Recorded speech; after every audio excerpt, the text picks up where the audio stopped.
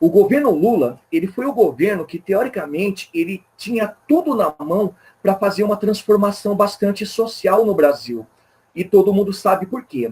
Não só pela origem do presidente, uma origem humilde, como todo mundo conhece, não só a origem, mas também a formação política dele, que tem toda a relação com o movimento sindical do ABC paulista, mas também pelo PT, o partido que ele representava.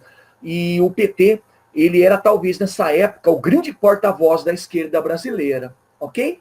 Só que o legal guardem assim, o Lula, ele já tinha sido candidato em outras ocasiões, em outras tentativas de se eleger.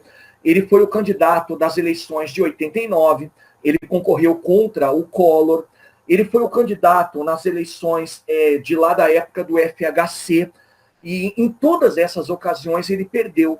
E grande parte da derrota deve-se em relação ao tipo de postura que ele mantinha, a postura de ser muito radical, de sempre propor o rompimento com o capitalismo tradicional. Havia também um certo medo da elite quanto à eleição dele, porque muitos imaginavam que seria a eleição do radicalismo. Só que a coisa mudou. Em 2002, quando ele foi candidato contra o José Serra, que era o principal candidato antagonista, ele já se apresentava de uma outra maneira. Ele se apresentava como o chamado, aspas, Lulinha, Paz e Amor.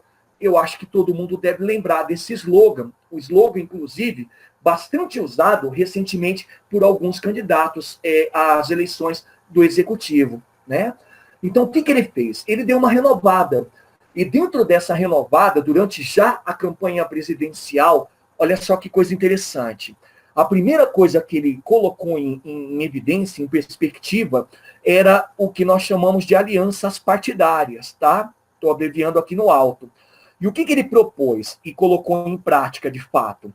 A aliança com a maior quantidade possível de partidos políticos, que não fossem só de esquerda, mas fossem também de direita, de centro, e isso ficou bem evidente com a escolha do vice dele, que é o José Alencar. José Alencar, que era senador, representava o estado de Minas Gerais, e era líder do PL, que, de certa maneira, representava o grupo mais conservador e elitista do Brasil. Mas foi uma jogada genial, porque na campanha, ele propondo essa aliança partidária e colocando em prática, ele foi arregimentando uma base muito sólida para se catapultar como o futuro presidente do Brasil. Ok? Outra coisa interessante, ainda durante a campanha também, ele lançou um documento chamado Carta aos Brasileiros. Já devem ter ouvido falar certamente. O que foi essa carta aos brasileiros? Uma carta aberta, né? Uma carta pública.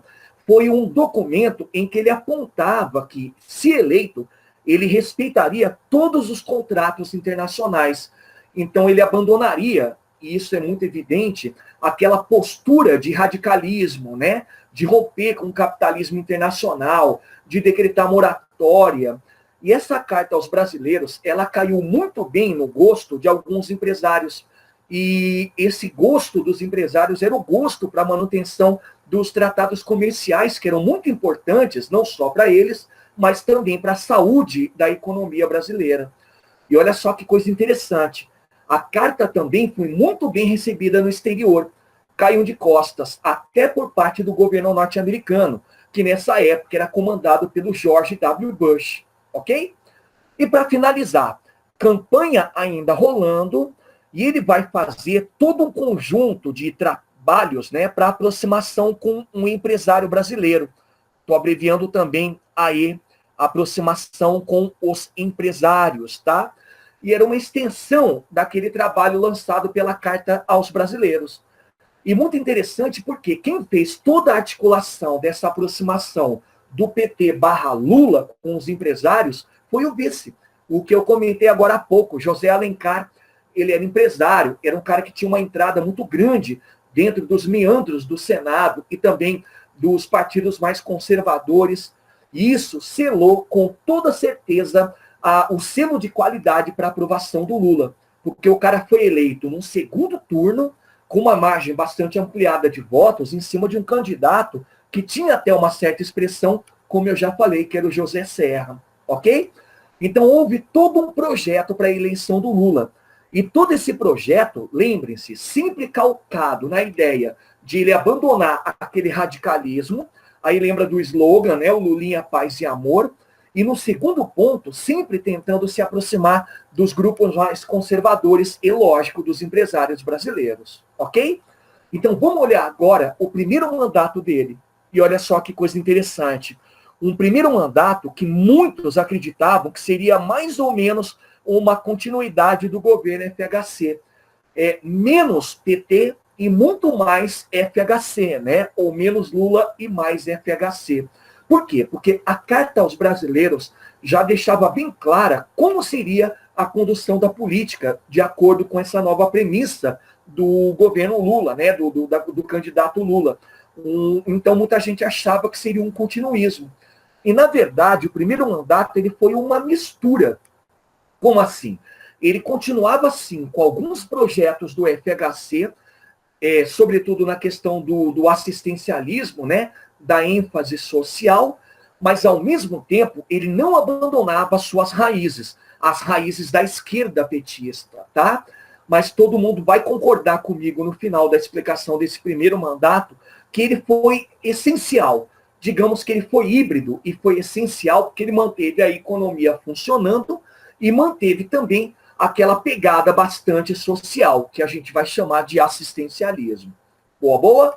Então vamos lá para a política econômica. Galera, a política econômica, durante esse primeiro mandato, a gente pode traduzir em 5 pontos essenciais, tá? E o primeiro ponto foi um conjunto de ações para ampliação, tanto do agronegócio como também da indústria brasileira. Só que o detalhe é o seguinte, a gente não pode generalizar. Quando se fala do agronegócio, grande parte do incentivo governamental ficou dentro desse binômio da soja e da cana, tá? Para as seguintes expectativas. Soja para exportação, tendo em vista que o mercado brasileiro era um mercado bastante acessado quanto à questão da produção de soja. E aqui a gente tem que dar muito crédito à China, que era com toda certeza a maior consumidora e compradora da soja brasileira. Ok? Agora, a cana tinha, na verdade, um duplo papel. O primeiro papel, que era o papel de biocombustível, o famoso etanol, e o segundo também era para exportação, mas para exportação não somente direcionada ao etanol, mas também aos derivados açucareiros, né? O derivado ligado ao açúcar. E nisso merece bastante destaque quando se fala de mercado internacional a Europa. A Europa foi uma grande compradora de cana brasileira, ok? Agora, a indústria, e aí que tem um detalhe interessante, incentivou-se muito nesse primeiro mandato a indústria automobilística, tá? E até tem relação essa indústria automobilística para reaquecer o mercado brasileiro. Sabe por quê? Porque todo mundo lembra que o final do governo FHC não teve uma boa parte de evolução econômica. A economia do segundo mandato do FHC não estava muito bem. E aqui nesse momento, no primeiro mandato do Lula, era muito interessante você ativar uma indústria que fosse bastante ligada a vários setores. Porque, vejam, todo mundo sabe que a indústria automobilística, ela depende, lógico, né, dos seus fornecedores, depende da logística, depende do combustível, ok? Então, de forma bastante estratégica, incentivar a indústria automobilística era talvez uma jogada de você aquecer o mercado e incentivar vários setores que compõem esse grande conglomerado, ok? Mas não para por aí. Pode anotar que outros setores também foram incentivados, merecendo também destaque aos setores de bens de consumo duráveis, tá? Também faz parte a indústria automobilística, mas dentro desses bens de consumo duráveis, a gente pode destacar certamente os eletrodomésticos, tá legal? Então já entrou com uma ênfase bastante grande nas ampliações, né? E essas ampliações são bastante interessantes, por quê? Porque elas iam retomar o crescimento da economia brasileira, ok? Outro ponto da economia, olha o segundo ponto que é essencial também, é a aprovação da lei de biossegurança. Galera, na verdade, a aprovação da lei de biossegurança era uma extensão daquela ampliação do agronegócio, que foi o quê? foi uma lei que regulamentou a produção e o consumo de transgênicos, tá? Então a gente vai ter aí o produto transgênico sendo valorizado e sendo chancelado aqui no Brasil. E todo mundo sabe que a soja, ela é transgênica, grande parte da soja brasileira, a cana também. Então a gente fala que a lei de biossegurança, ela foi a extensão do agronegócio, a extensão de um projeto bastante interessante de aquecer a exportação brasileira. Belezinha? Mais um ponto, terceiro ponto da política econômica, muito interessante, peço até para vocês destacarem, foi o anúncio do pagamento da dívida externa. Só que o interessante é assim, não se pagou a dívida de verdade. O que foi pago foram os juros da moratória, ou os juros da dívida. Mas, na verdade, para vocês entenderem assim, quando um país deve para um outro país, ou seja, quando ele tem essa dívida externa, ele dificilmente consegue pagar a dívida. Por quê? Porque os juros é que devem ser pagos, porque os juros, eles têm aquela elevação todo mês, a elevação até anual. Então, é sempre mais vantajoso que você pague os juros do que pagar a dívida em si. E o governo fez exatamente isso. Ele conseguiu pagar grande parte dos juros e grande parte daquela moratória de governos anteriores. E é muito relativo, por quê? Porque a gente vai perceber que a partir desse momento, a grande pretensão do governo era que você tivesse a aceitação do mercado internacional. Ora, veja assim, se você paga os juros ou paga a dívida, isso prova que você é um bom pagador, mas às vistas dos empresários internacionais. E, lógico, às vistas também dos países que compõem aí os grandes países de fornecimento de produtos ou até mesmo de crédito. Então, isso foi muito saudável para o Brasil, porque você paga os juros e passa a receber empréstimos e investimentos. O Brasil recebe uma chancela de país bom pagador. Ele é bem visto lá fora pela comunidade financista. Tá legal? Mais um ponto. Olha só que quarto ponto muito interessante também. Pode circular. Foi o anúncio do pré-sal. Mas atenção, tomem cuidado. O anúncio do pré-sal não significava que o Brasil iria começar a exploração desse recurso petrolífero, tá? Era só o anúncio de encontro desse pré-sal ali no território litorâneo brasileiro. O Brasil não dispunha, assim como hoje ainda não muito, de tecnologia para explorar esse recurso, para chegar até os bolsões do pré-sal. Mas esse anúncio, ele foi muito importante em dois sentidos. O primeiro sentido é que grande parte dos países que se voltam para essa exploração do petróleo passam a olhar para o Brasil de uma forma diferenciada. O Brasil é visto agora como sendo um potencial país a receber bastante incentivo e bastante empréstimos nessa área petrolífera. E por outro lado, esse é bastante curioso, o anúncio ele fez valer a pretensão brasileira de autossuficiência do petróleo. Entendam assim, o Brasil ele explora muito petróleo, ele exporta muito petróleo também. Só que o petróleo brasileiro é um petróleo de baixa qualidade. Ele é utilizado como refúgio, né? É utilizado na indústria de plástico, talvez na indústria de insumo para defensivo agrícola, mas não para combustível. Agora, a ideia do pré-sal, como é um petróleo mais limpo, teoricamente um petróleo mais nobre, era tentar mostrar que o Brasil ele adquiriria essa autossuficiência porque ele passaria a produzir o próprio combustível, além de poder exportar um petróleo de boa qualidade. Entenderam? Então, pretendeu-se essa autossuficiência, imaginou-se que o Brasil criaria a tecnologia para exploração e extração desse pré-sal, mas não aconteceu durante o governo Lula. Na verdade, ele só foi retomado, de fato, ali na frente com o governo Dilma. Tá bom? Mas foi um puta anúncio. Foi uma tentativa do Brasil, mais uma vez, se evidenciar. Tá ok? E para finalizar, olha só uma pegada bastante FHC. Galera, a continuidade das privatizações aqui no Brasil, elas não tiveram aquela ênfase como foram no período FHC. Na verdade, ela foi muito mais tímida. Por quê? Porque fazia parte também da ideologia petista. O PT, como todo mundo sabe, acompanhou as minhas aulas, sempre foi contrário ao projeto de privatizações. Primeiro, por conta de todo o conjunto de corrupções, por conta também dos baixos valores dessas empresas quando eram privatizadas, vendidas, né? E também por conta do sucateamento das estatais brasileiras.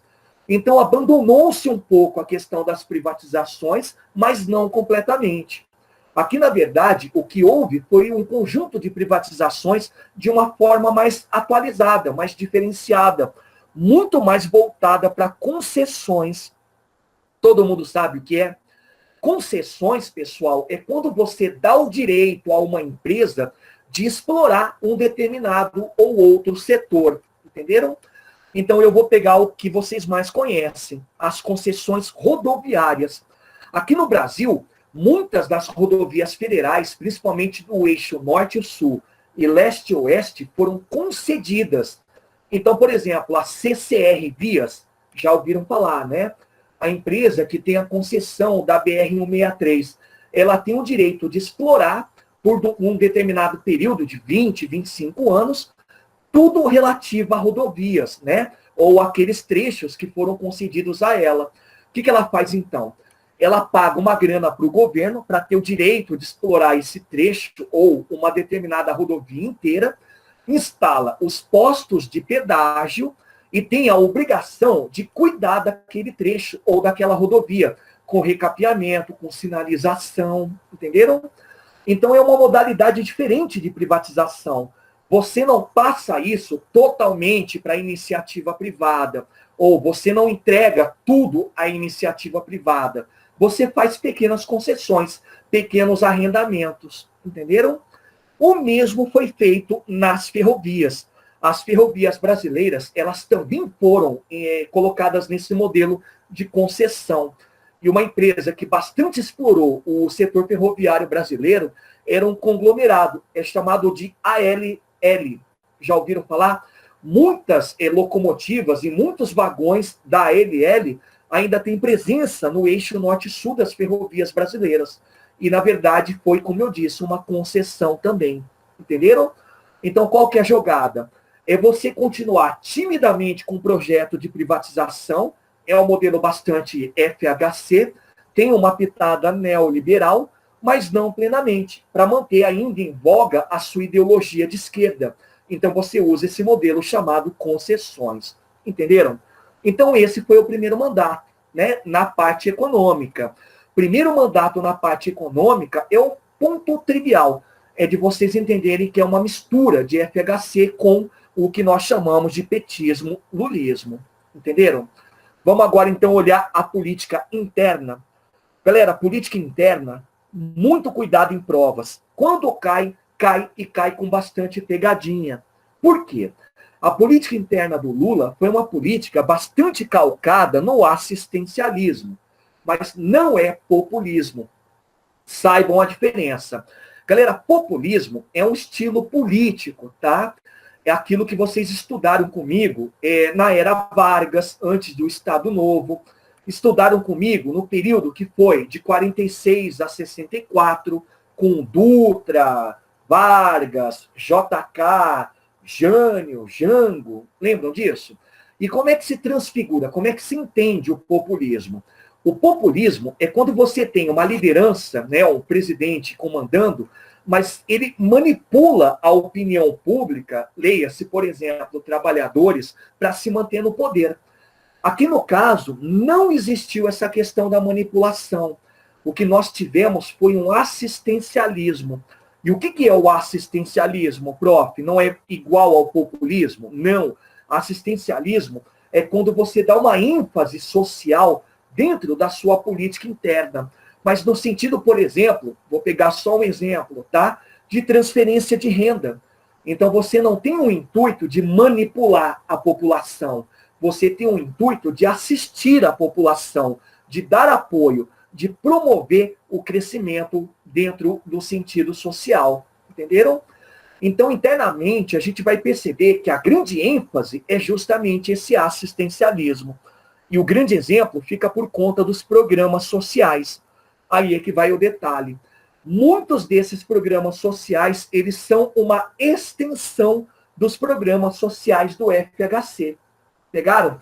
O FHC, por exemplo, teve uma coisa chamada Bolsa Escola, teve também uma coisa chamada Universidade Solidária, teve o Bolsa Gás. Isso aqui, na verdade, que o Lula faz, os programas sociais que ele coloca em prática, são uma extensão. E muito dessas extensões tem a ver com também a transferência de renda. Legal? O que eu destaquei para vocês aqui como exemplos? O grande exemplo de início é o Fome Zero, tá? Que, na verdade, é uma extensão de um projeto do FHC, que era o Brasil Sem Fome. Mas o Fome Zero, de verdade, ele era um projeto de um sociólogo chamado Betinho, que era o irmão do Empio, o famoso cartunista. Só que ele se tornou um programa social. Antigamente, com o Betinho, ele era muito mais um programa pontual. Ele era social, mas ele era pontual porque acontecia sempre no final do ano. Ele chamava de Natal Sem Fome. Então, na verdade, o que aconteceu? Foi a junção desse Natal Sem Fome com o Brasil Sem Fome, do FHC. E aí nasceu o Fome Zero, que era um projeto de tentar colocar ao menos 3 refeições diárias na mesa do cidadão brasileiro. Ok? Segundo programa, eu acho que vocês já ouviram falar, porque é o mais importante, é o maior de todos, está em voga até hoje, é o Bolsa Família. E o Bolsa Família era um projeto de transferência de renda. É um pagamento de um adicional em termos de salário mínimo para as famílias que têm baixa arrecadação ou que vivem na linha mais abaixo do que a gente chama de socialmente aceita, tá? E é muito interessante porque o Bolsa Família, ele criou uma nova classe baixa. Não existia, teoricamente, a tendência de você fazer a população crescer no nível de chegar até a elite, lógico, né? É muito pretensioso. Mas, pelo menos, você colocar a pessoa que está na baixa miséria ou na miséria na baixa camada. Pelo menos entrando ali no setor socialmente aceito. Ok? Outro programa bastante curioso é o programa de cotas, defendido, e eu concordo, só que o interessante é que tem que ser avaliado da seguinte forma. O programa de cotas universitárias, que é chamado só programa de cotas, era um incentivo do governo à tentativa de melhorar o ensino público. Por quê? Porque originalmente as cotas entregues lá a negros, a pardos, indígenas e oriundos das escolas públicas tinha como projeto seguinte uma tentativa do governo de fazer com que as escolas públicas e universidades públicas recebessem bastante investimento e, ao mesmo tempo, pudesse ser mais igualitária. Então, as cotas, teoricamente, teriam que ser, digamos assim, limitadas, né?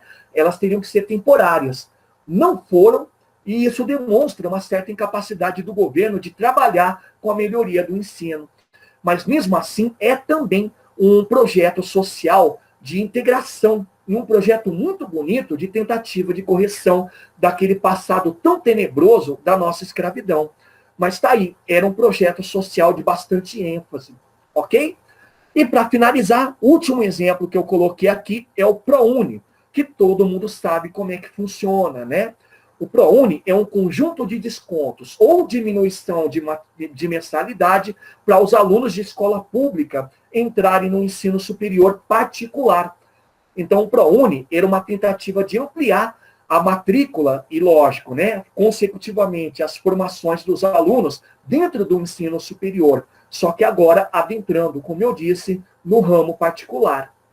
Ok? Então, perceberam a ênfase que está sendo dada aqui? É uma ênfase assistencial, pessoal. Fome Zero, Bolsa Família e por aí vai, eram mais assistencialistas do que muita gente fala populista. Primeiro, porque traduz errado o que é populismo, e segundo, porque sempre pensa na questão eleitoreira. Tá legal? Lógico que existe, mas não era essa a pretensão. Boa, boa? E aí vem o segundo ponto da política interna, primeiro mandato. Foi a outra reforma previdenciária que o Brasil teve na nova república. Atenção, é sempre bom falar. O Brasil, desde 85 até agora, 2020, vou relembrar, ele passou por 3 reformas previdenciárias, tá? A primeira aconteceu lá com o governo FHC, a segunda agora com o Lula e a terceira com o Bolsonaro. E sempre atentem para a ideia da reforma da Previdência. Ela tem que acontecer quando você tem um Estado que gasta muito com o pagamento dos aposentados e por aí vai, não é? Mas gasta também, tchutchucos, com a manutenção desse esforço social que é a Previdência. Só que, ao mesmo tempo, a gente tem que entender que o governo ele tem que ficar atento também à mobilização do que a gente chama, ou mudança, da pirâmide etária, coisa que vocês estudam em geografia. Quando a pirâmide etária muda, é necessário que você faça uma reforma na Previdência. Ora, prof, então quando a população envelhece, o governo tem que fazer? Tem, porque senão não tem conta pública que feche. Não tem como você fazer o equilíbrio das contas públicas e ainda, ao mesmo tempo, garantir a continuidade de projetos sociais ou até mesmo infraestruturais. Então, foi necessária uma nova reforma da Previdência. O que foi feito aqui? Um novo ajuste quanto à idade e tempo de contribuição, ok? Não precisa guardar minúcias, mas guardem que agora você tinha que fazer um equilíbrio. A idade e o tempo de contribuição tinham que ser ampliados justamente para você colocar menos pessoas dentro da Previdência, dentro da aposentadoria, ok? Mas coloquem sempre essa idade e tempo sempre diferente de acordo com o gênero. Mulheres e homens, você tem uma diferenciação e isso é muito óbvio. Tá legal? Agora tem um detalhe interessante. A aprovação dessa reforma foi talvez uma das coisas mais tranquilas do primeiro mandato. Não houve resistência, talvez uma ou outra oposição de partidos mais à esquerda, mas ela foi aprovada com bastante amplitude. Ela foi aprovada sem muito debate. Tá legal? Então terminamos aqui a política interna do primeiro mandato. Mas guardem, sempre a grande pegada é o assistencialismo, mesmo tendo essa reforma da Previdência. Entenderam? Galera, vamos olhar então um pouco agora de política externa. Atenção, para vocês entenderem a política externa do Lula, é necessário que vocês entendam as conjunturas de alguns países, tá? Eu vou começar pelos Estados Unidos. Molecada, Estados Unidos nessa época tinha como conjuntura o governo George W. Bush. Lembram dele? O senhor da guerra. E o interessante é guardar que esse governo era um governo pautado na luta contra o terrorismo. Tanto é que o George W. Bush ele inaugurou uma coisa chamada de doutrina Bush. O que foi a doutrina Bush? É uma doutrina externa de incompatibilidade com governos extremistas, tá? Então havia um esforço por parte do governo norte-americano de combater o terrorismo, sim, e se afastar de governos que fossem bastante extremistas ou bastante radicais. Legal? Irã. Quem que nós temos aqui no Irã? No Irã, nós temos um primeiro-ministro que era um cara chamado Mahmoud Ahmadinejad. Vocês não vão guardar esse nome nunca, né? Mas só guardem que era um primeiro-ministro bastante agressivo. E foi o primeiro-ministro que retomou a questão da produção de urânio enriquecido no Irã. Era um projeto nuclear iraniano. E é muito interessante porque nisso a gente percebe um Irã que entra para o grupo de países que os norte-americanos chamavam de eixo do mal, porque era um país extremista, não só por conta desse programa nuclear, mas por conta também da orientação política. Não se esqueçam que o Irã ele é fundamentalista xiita, ok? E Venezuela? Olha só que coisa interessante, todo mundo vai lembrar. A Venezuela era comandada pelo Hugo César Chávez. E o Hugo César Chávez, nessa época, tinha colocado em prática o famoso bolivarianismo do século XXI. Prof, bolivarianismo do século XXI, o que é isso? Molecada, isso aí é o socialismo venezuelano. Aquela ideia de que você teria na Venezuela uma adaptação do socialismo, o marxismo, junto às premissas do Bolívar. Lembra do Bolívar? Aquela pretensão de unificar o território da América do Sul. Então, esse era um governo bastante pretensioso e nacionalista do Hugo César Chávez. Repare, o que nós temos aqui? Nós temos dois países bastante extremistas, né? Mas o Irã, inclusive, fazendo parte do rol de países que financiavam o terrorismo, e um outro que era a maior potência mundial, e uma potência mundial que estava sendo bastante intolerante contra as intolerâncias Muito paradoxal isso, né? E aí que entra a política externa do Lula. Foi uma política externa muito pautada na variação estratégica. Como assim? Se aproximar de quem pudesse ser possível. Olha que coisa interessante. Da Venezuela, pelo fato de que o governo venezuelano ele era o mesmo em sentido ideológico do brasileiro, então era uma aproximação ideológica.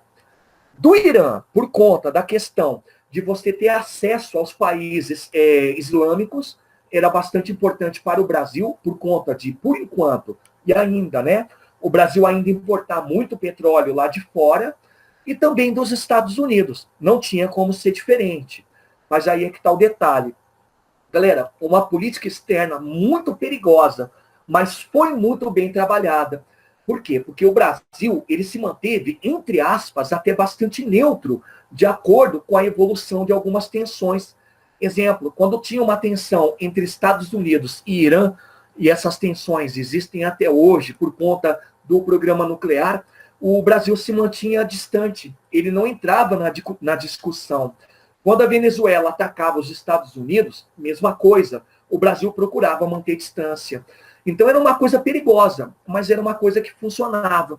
E o Brasil ganhou muito com isso, porque ganhou bastante mercado consumidor, ganhou bastante parceiro econômico, tá legal? Então essa foi a política externa do primeiro mandato. Vocês vão perceber que é muito similar à do segundo mandato. Boa, boa? Então vamos terminar o primeiro mandato, como de praxe, sempre muito importante, falar dos problemas de governo. Galera, Lula, primeiro mandato, até que foi bastante suave quanto a problemas de governo, tá? Só que a gente não pode falar que foram pouco complicados.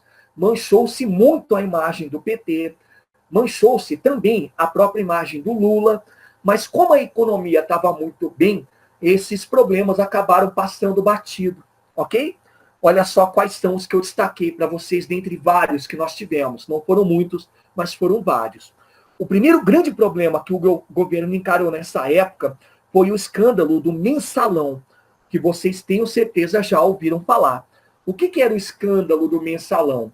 Era um escândalo que colocava em evidência um conjunto de propinas que eram pagas a partidos ou até a alguns políticos independentes para aprovação de leis e medidas provisórias. Galera, sejamos bastante realistas. Sempre existiu, não é mesmo? O FHC praticou, só que ele não levou adiante, mas praticou. Governos anteriores praticaram, governos recentes praticam. Só que o detalhe é que isso virou um escândalo pelo fato de ser um mensalão. Então as propinas eram pagamentos mensais e contínuos, não paravam. É como se você estivesse pagando tipo um 15º salário a partidos e a políticos, para que eles sempre pudessem aprovar aquilo que o governo queria, em termos de leis, por exemplo. Entenderam? Olha só como a história se repete. O cara que denunciou o mensalão é o mesmo que apoia o governo atual, é o Roberto Jefferson. Eu não estou querendo desmerecer governo algum, não. Mas eu estou falando que ele faz parte de um grupo de partidos que sempre vão estar envolvidos nisso. É um grupo de partidos chamado Centrão. Tá legal? Então, esse é um escândalo que evidenciou uma prática bastante antiga da história política brasileira e que aqui no governo petista era praticado de forma mais costumaz. Era esse pagamento de mensalidade, de propina. Ok? Outro escândalo, o famoso escândalo dos bingos. Nossa, esse foi muito complicado. Galera, bingo no Brasil nessa época era proibido, ainda hoje. Só que na época a proibição era uma proibição meio que parcial. Então eles podiam funcionar, mas eles podiam funcionar tendo alvará, tinha que ter todo o registro e por aí vai. Pois bem, o que aconteceu? Denunciou-se uma prática de extorsão em cima de donos de bingo. Só que a extorsão era feita por membros do PT, e inclusive até pessoas ligadas ao alto escalão. Só que o pior, galera, é que grande parte dessa extorsão era para financiar campanhas do PT, e principalmente a campanha para a reeleição do Lula. Então a coisa pegou muito mal, porque todos começaram a falar que o PT, e a gente tem que compactuar com isso, estava atuando como se fosse uma máfia. Olha lá, extorquindo para conseguir dinheiro, e esse dinheiro era para sustentar a campanha, era uma coisa bem mafiosa, era bem complicada, né? Só que, como eu disse, era praticado por alguns membros do PT, não era institucional. E outra, não era, digamos, chancelado pelo presidente, que ainda era o Lula, ok? Agora, tem um segundo escândalo, e esse é o que eu vou pedir para vocês circularem.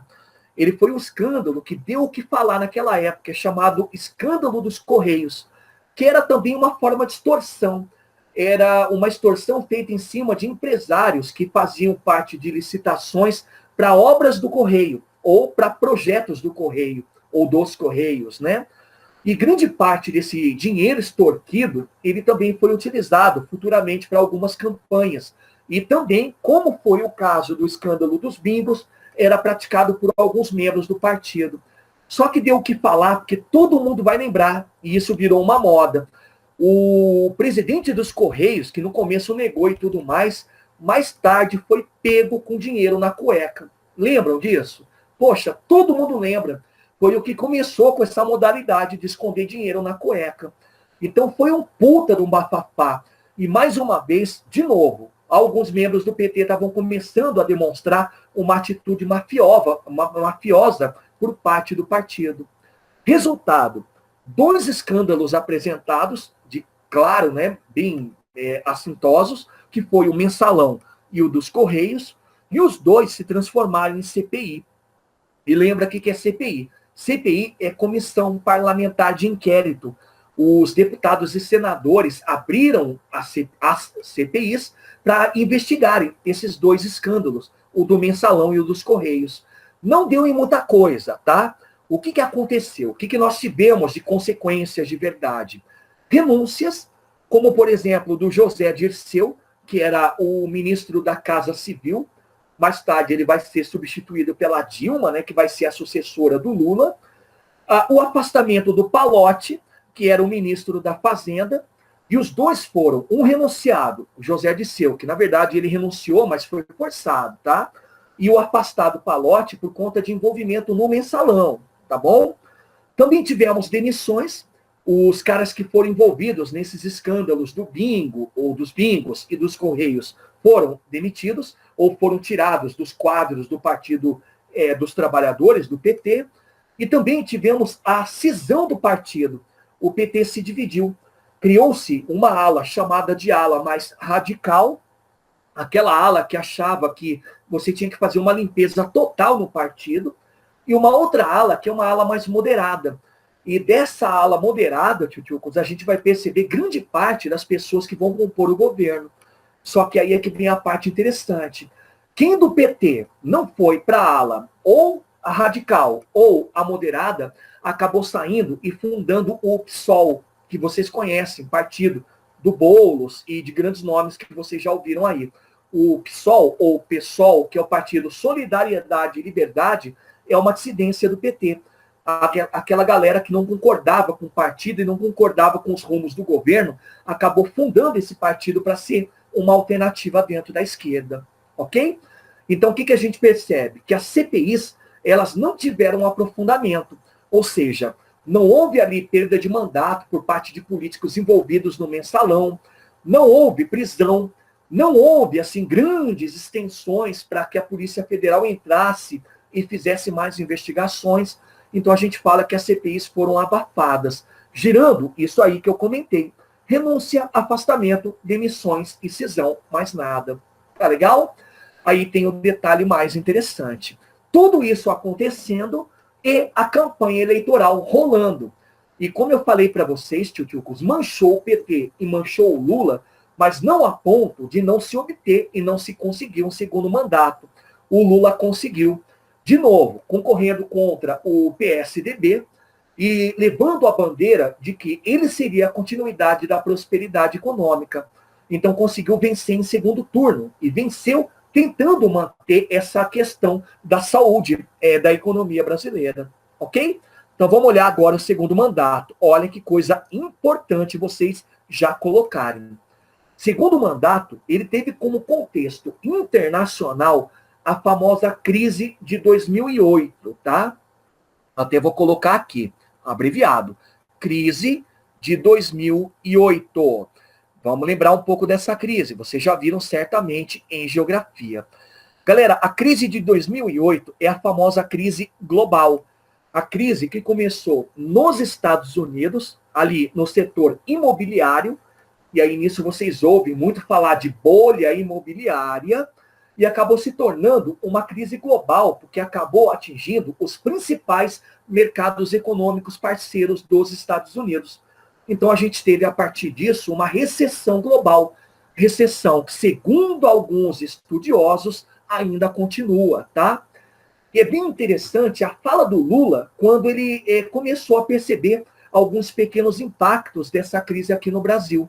Ele teria dito: a crise aqui no Brasil vai ser uma marolinha.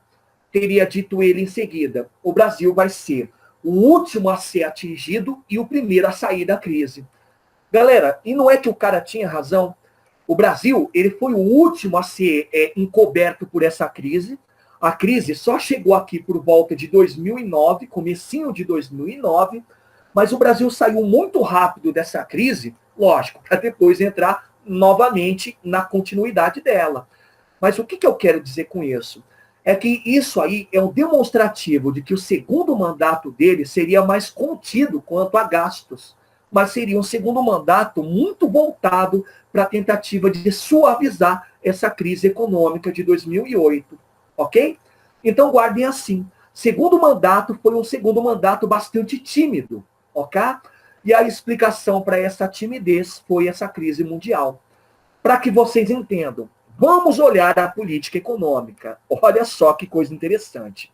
Segundo mandato com política econômica começa com uma coisa chamada de PAC. Eu coloquei um S porque foram lançados dois PACs, o PAC 1 e o PAC 2, que na real, tchutchucos, era um conjunto de investimentos em cima de infraestruturas. Só que aí vocês devem estar se perguntando: prof, mas o Brasil não tinha que se conter? Não era para você suavizar os gastos? Era sim, mas era para suavizar gastos em cima principalmente de programas sociais. E na verdade você também suaviza gastos do governo em outras áreas, mas você não pode perder a tônica de investir em infraestrutura. É necessário.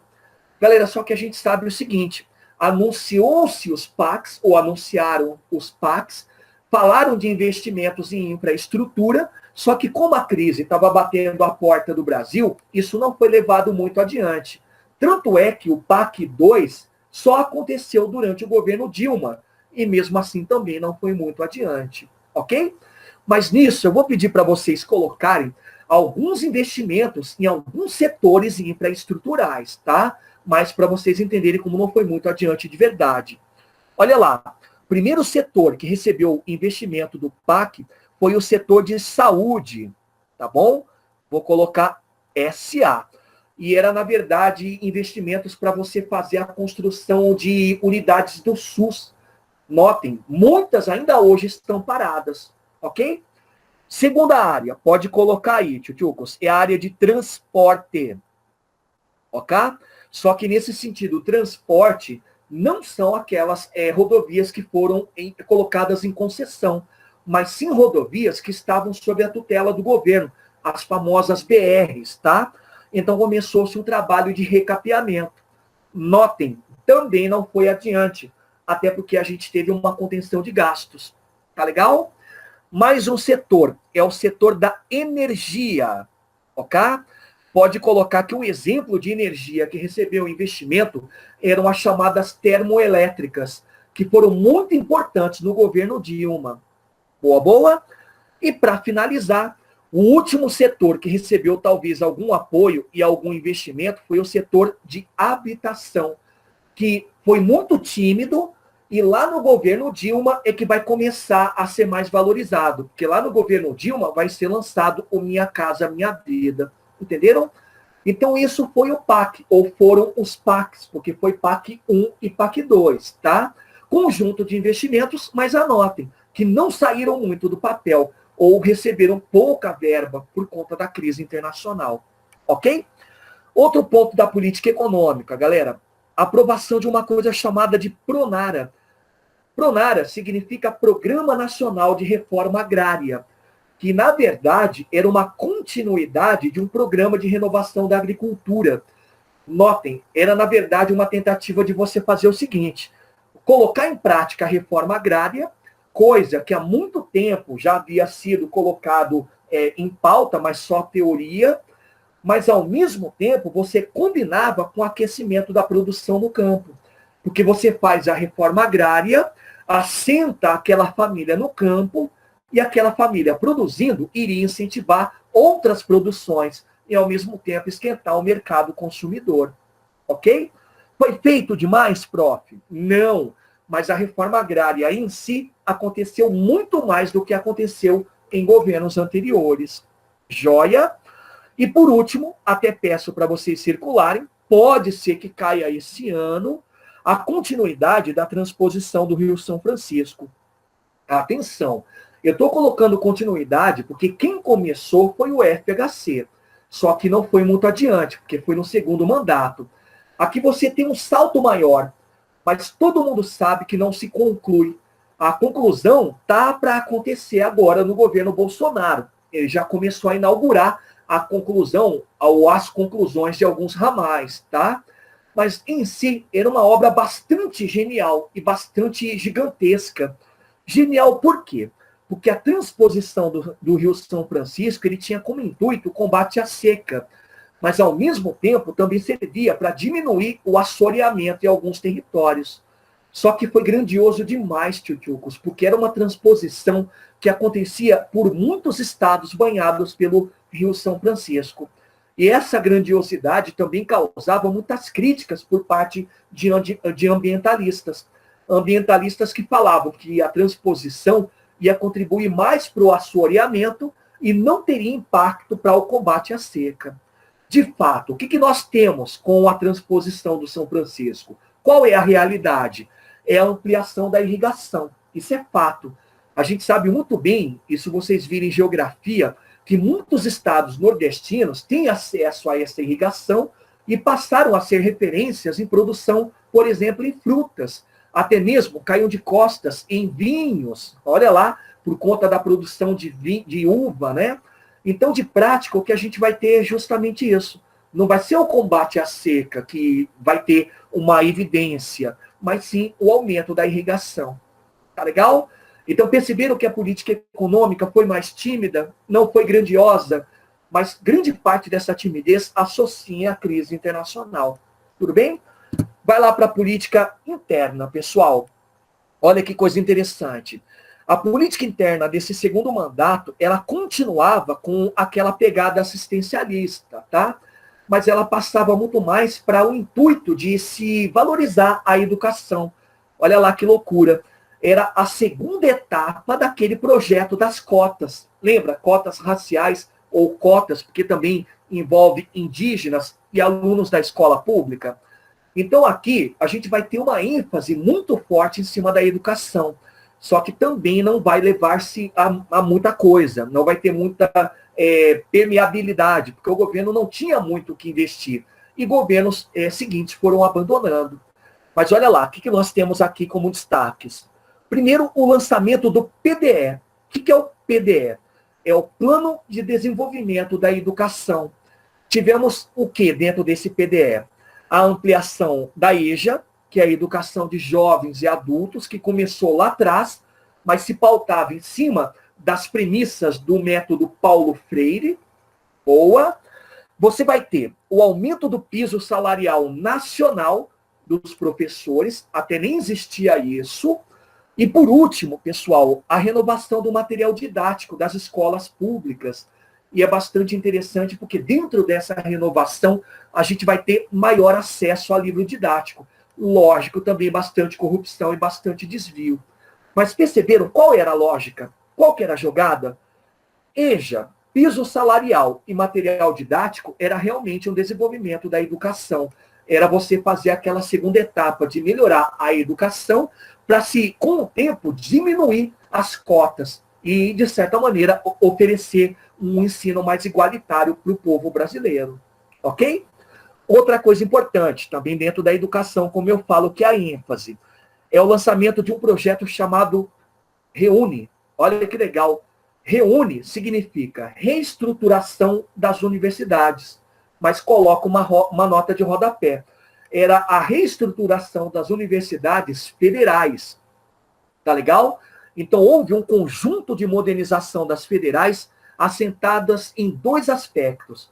Modernização na qualidade de cursos, com contratação de professores, grande parte desses professores, lógico, né, das próprias universidades federais, e modernização também em infraestrutura. Muitas universidades federais passaram por renovações, ou até mesmo por ampliações. É o caso da nossa federal. Boa, boa. Então, esse é o Reúne, mais um aspecto dentro da educação, só que agora a educação superior, ok? E para tirar um pouco essa questão da educação, eu coloquei uma outra coisa interessante da política interna, é a aprovação da famosíssima Lei Maria da Penha, que eu nem preciso discutir, todo mundo sabe qual é a serventia, né? Uma coisa só para vocês colocarem como dado.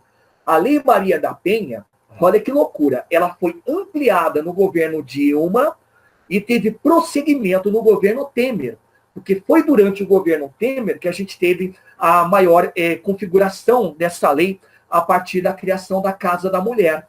Todo mundo conhece, né? Casa da Mulher foi criada pela Dilma, mas foi efetivado pelo governo Temer, ok?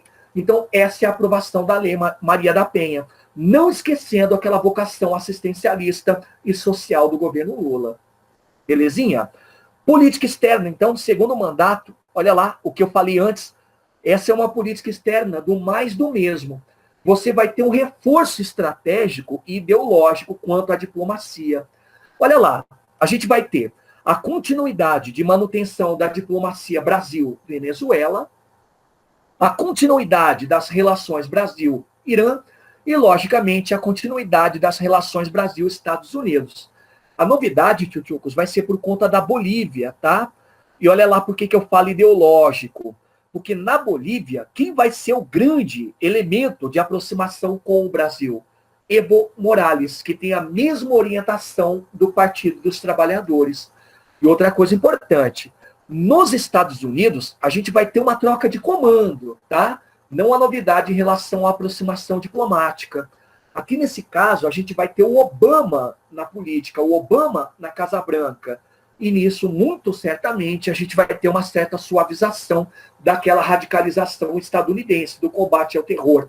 Então, a gente fala que houve um reforço estratégico. Por quê? Porque os norte-americanos não faziam mais pressão. Venezuela, comandada pelo Hugo César Chávez, radical? É, mas não tem pressão por parte do EUA. Irã, comandado pelos ayatolás e tendo o primeiro-ministro radical? Sim, continua. Estados Unidos não pressionam. A mesma coisa com a Bolívia. Então, isso é um reforço estratégico, ok? E para finalizarmos o governo Lula, segundo mandato, temos que falar de problemas de governo. Galera, aqui eu separei mais 2 problemas de governo, e são bastante importantes, tá? O detalhe, de novo, vão manchar a imagem do PT, vão começar a municiar a direita, a oposição, e de certa maneira vão acabar servindo também para mais tarde o sucesso do crescimento dos partidos mais de centro, porque são os partidos que vão desembarcar do apoio ao governo Dilma. Mas quais são esses problemas? Olha só, o primeiro deles é chamado cartões corporativos. Eu vou explicar o que são para vocês entenderem por que foi um problema. Pessoal, cartões corporativos são cartões de créditos do governo federal e são entregues a membros do governo federal de alto escalão.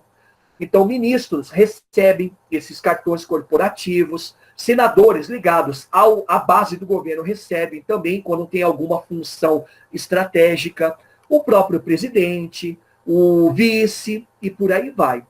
O detalhe é que você usa esses cartões corporativos em necessidades, numa viagem, para pagar acomodação, para pagar um deslocamento, para pagar talvez a alimentação. Só que descobriram que muitos desses cartões eram utilizados para outras funções, para cair o queixo, para pagamento de motel, para pagamento de compra de bebida alcoólica, de presente, né, que seja para amante, para esposa, para filhos. Então foi um escândalo de uso indevido. O governo prontamente reagiu. além de afastar as pessoas que fizeram mau uso dos cartões corporativos, houve também um bloqueio. Bloquearam muitos cartões e começaram a restringir o acesso a eles. Legal? Segundo problema, esse é o que vocês vão circular. Muitos vão se lembrar com muita dor, inclusive. É a crise do setor aéreo. Galera, há muito tempo não se investia no setor aéreo brasileiro, e quando eu falo isso, seria na construção de radares ou no reforço da ANAC, que é a agência reguladora do transporte civil, o transporte aéreo, tá? Então, o que aconteceu foi um colapso. Muitos acidentes aéreos começaram a acontecer, e na verdade foram dois de grande expressão, tá?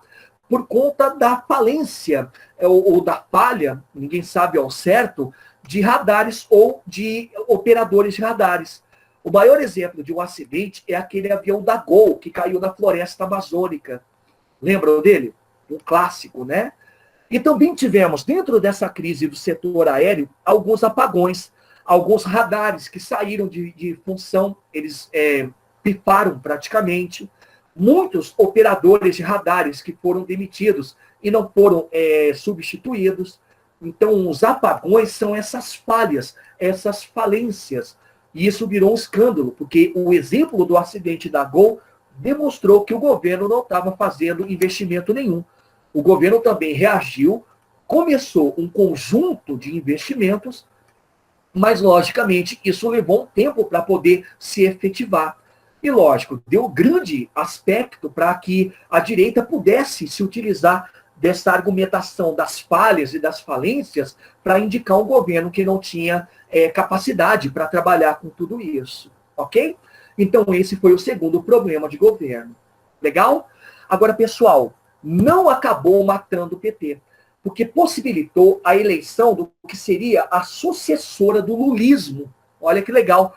O que se criou como modelo de governo, com aquela política externa bastante estratégica, bastante questionável também. Os programas assistencialistas e uma economia bastante voltada para acelerações era chamado lulismo. E a Dilma foi a sucessora. Atenção, eu vou passar para vocês aqui alguns aspectos do governo dela, que foi de 2011 a 2016. Não esquecendo, por favor, que em 2016 ela sofreu o famoso impeachment. Tá legal? Então vamos analisar rapidão, passando o que é mais importante. Governo Dilma, não importa primeiro ou segundo mandato, é uma continuidade do lulismo, e o grande exemplo foi a ampliação de programas sociais, a ampliação do Bolsa Família, a criação do Minha Casa Minha Vida, ok? Então são dois programas que, dentro do que nós chamamos de assistencialismo, era aquela pegada da transferência de renda, ok? Só que vem cá, a gente não pode esquecer que esses programas sociais foram afetados, assim como a economia também, por conta da crise mundial. É o que eu disse lá atrás. O Lula, enquanto governante, ele conseguiu solucionar ou minimizar os impactos da crise de 2008. Mas quem segurou a bomba foi a Dilma, porque a bomba estourou no colo dela, ok? Então foram programas sociais que não foram lá excelentes. Eles aconteceram, mas eles foram bastante limitados. Joia? Ações econômicas, tanto faz primeiro ou segundo mandato. Primeiro, tentem entender que, como a gente estava numa crise mundial, a grande tendência do governo, assim como o Lula já tinha feito, era minimizar os impactos dessa crise. Então você teve uma suavização, sim, dos gastos, mas ao mesmo tempo uma tentativa do governo de tentar captar recursos de fora. O que aconteceu aqui? Olha lá. Primeira ação econômica foi continuar com os investimentos na infraestrutura, o lançamento efetivo, no caso seria de prática, do PAC 2, mas bem limitado. O PAC 2 aconteceu tão somente na área de habitação e na área de rodovias, mas não foi adiante. Ele só ficou pautado nesses dois elementos infraestruturais.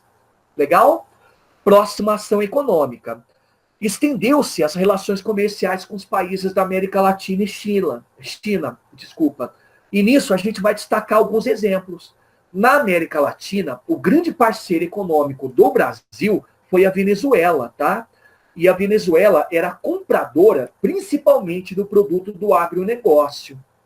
E a China? A China, ela vai ser a grande compradora não só dos produtos do agronegócio, mas também das matérias-primas fundamentais, as matérias-primas para a indústria de base, como o ferro. Legal? Mas perceberam qual que era a jogada da extensão feita aqui? Era você arrecadar o máximo possível para que se pudesse continuar minimamente, mas sim, com os programas sociais e com o PAC, no caso, o PAC 2. Boa, boa? E, finalmente, tchutchucos, tivemos também como ação econômica a facilitação de créditos. Olha lá, nunca o BNDES trabalhou tanto como trabalhou agora, porque era uma facilitação de créditos não só para empresas, mas também para pessoas, ou seja, jurídico e físico. Era necessário que você pudesse fazer ampliação de crédito dentro dessa questão da facilitação para se manter o mercado aquecido, para que você tenha empresa funcionando ou as pessoas consumindo, ok? Então, perceberam qual foi a jogada aqui? Era você minimizar os efeitos da crise mundial, tentando criar o mercado nacional e esquentar esse mercado nacional. Boa, boa? Mais um tópico, olha só. Galera, talvez a maior controvérsia do governo dela. Estava-se pensando que o governo fosse minimizar os efeitos da crise mundial e fosse se conter veementemente. Mas o detalhe é que, mesmo numa época de crise, houve muito investimento por parte do governo na Copa das Confederações. Essa Copa teve como sede o Brasil, UAU, e ela também seria o início das obras para a futura Copa de 2014. Então, galera, era muito dinheiro que o Brasil não tinha gasto em Copa das Confederações e nas obras da Copa de 2014. Isso foi muito louco. Por quê? Porque aí sim a oposição começou a se manifestar, o centro começou a desembarcar do governo, a população começou a ficar cada vez mais indignada, e isso aí acabou gerando um conjunto de manifestações que pipocavam pelo Brasil. Vocês lembram? Com certeza devem ter participado, ou se não, já assistiram em algum documentário. Então, o investimento feito na Copa das Confederações acabou quebrando o governo, porque muitas pessoas passaram a se opor a ele. E olha só o auge, quando aconteceu. Foram as manifestações ali, em São Paulo, Rio de Janeiro e no Distrito Federal, contra o aumento de passagens. E, na verdade, era uma catalisação de ódio, porque as manifestações que estavam acontecendo no começo contra o aumento das passagens acabaram se tornando manifestações contra o governo. E, lógico, acabaram ganhando muita a dinamicidade por conta das redes sociais, por conta do apoio da direita, o apoio também daqueles que estavam descontentes com o governo, tá? Então aqui vem aquele movimento chamado Vem para as Ruas. Lembram disso? Essa jogada é você fazer a oposição sistemática ao governo, a partir da oposição ao aumento das passagens. Legal? Então, desse turbilhão todo, olha só o que vai acontecer. Surgem os primeiros casos de denúncia e lavagem de dinheiro dentro da Petrobras. Tchutchucos, denúncias feitas por pessoas do próprio governo. E muitos desses denunciadores eram ligados ao vice, que era o Temer, eram ligados ao PMDB. Tchutchucos, denúncias gravíssimas. As coisas eram muito severas, porque eram desvios de um patrimônio público e lavagem de dinheiro da própria Petrobras, exemplo, comprando coisas que não tinham serventia, como todo mundo sabe, a usina de Pasadena, ou Passadida, né? Olha lá o que teve que ser feito. A Polícia Federal iniciou um conjunto de investigações para se entender o que acontecia dentro da Petrobras, e disso nasceu a famosa Operação Lava Jato, que foi identificando que, na real, o que acontecia era propina. Nossa, olha só que loucura. Eram propinas cobradas em cima de empresários que tinham licitações com a Petrobras. E a partir dessas propinas, você tinha o dinheiro desviado, uma parte não ia para o governo, ficava nas mãos de quem operava essas propinas, né? Pessoas ligadas ao PT, inclusive, e alguma parte do dinheiro era lavado, era utilizado na compra dessas coisas, como eu citei, a usina de Pasadena, que não tinha serventia nenhuma. Entenderam? Olha lá, a coisa foi piorando.